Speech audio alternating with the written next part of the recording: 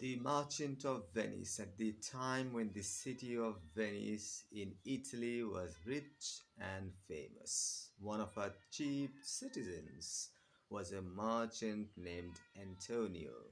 He was well known for his kindness. He had many friends, among them a young Venetian nobleman called Bassanio.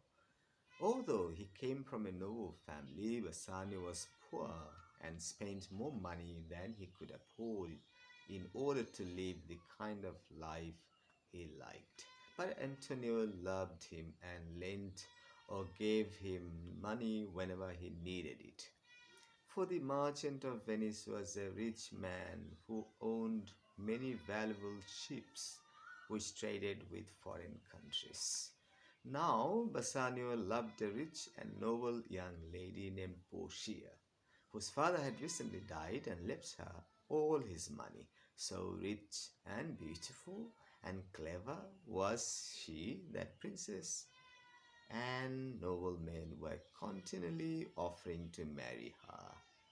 These visitors, because they were rich and noble, knew how to make a fine show before the lady by arriving at a house with expensive parent presents and finely dressed servants. But Bassanio, who was poor, could not afford to buy these fine presents, and he was afraid that the lady would not like him because he was poor and so would refuse to marry him.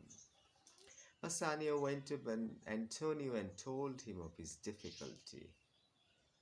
The lady, he said, seems to enjoy my visits, and I think she might be willing to marry me if only I could make myself look as rich as the other visitors.